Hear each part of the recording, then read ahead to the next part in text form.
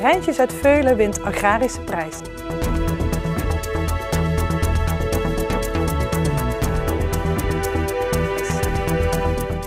Het is vandaag 16 september.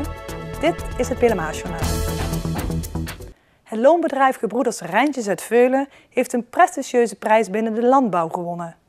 Afgelopen donderdag ontvingen zij de eerste Agrafiek Award in de categorie loonwerk.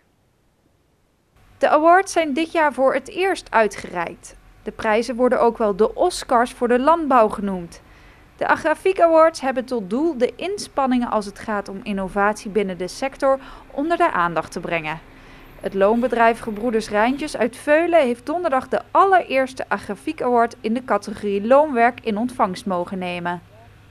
Ja, daar zijn we zeer blij verrast mee. We hadden niet verwacht dat we de prijs zouden winnen.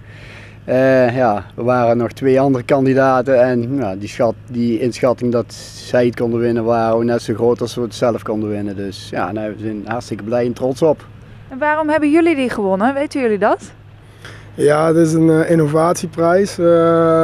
Het ging over verschillende innovaties die wij in ons bedrijf zelf ontwikkeld hadden en doorgevoerd hebben. En dat is de reden waarom we die gewonnen hebben.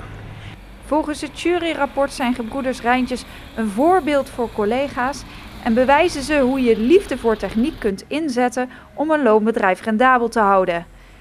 3 belangrijke innovaties van het bedrijf hebben uiteindelijk de doorslag gegeven.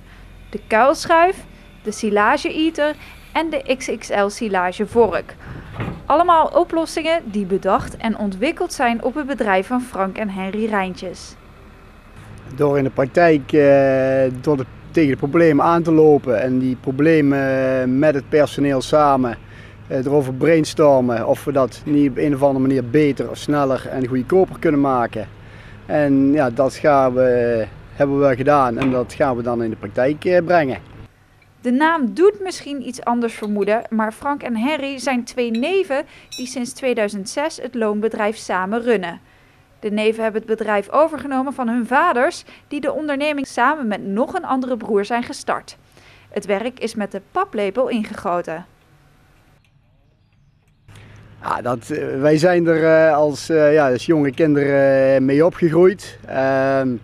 We hebben liefde overgekregen van onze ouders en ja, wij doen al 25 jaar doen we zelf het vak en met veel liefde en plezier. En ja, het is elke dag uitdagend, elke dag iets anders, afwisselend, heel divers, prachtig werk. Ja, de machines natuurlijk, hè. Dat vinden we mooi, maar ook het werken met de machines en het nadenken over problemen, hoe oplossingen zoeken, dat is eigenlijk wel de uitdaging, ja. En bij het winnen van de award hoort ook een mooi Oscar-waardig beeldje. En naast de nodige publiciteit heeft het bedrijf ook nog een aantal prijzen van sponsoren geschonken gekregen. De Agrafiek Awards worden over 2 jaar weer uitgereikt. Tot zover dit Pelemaasjournaal. Deze uitzending wordt herhaald tot en met woensdag 6 uur 's avonds. Donderdag is er weer een nieuwsjournaal. Weer of geen weer, bij ons is het altijd vakantieweer. Aankomende nacht koelt het af tot zo'n 13 graden. Morgen begint wat mistig, maar later wordt het zonnig tot aan het begin van de avond.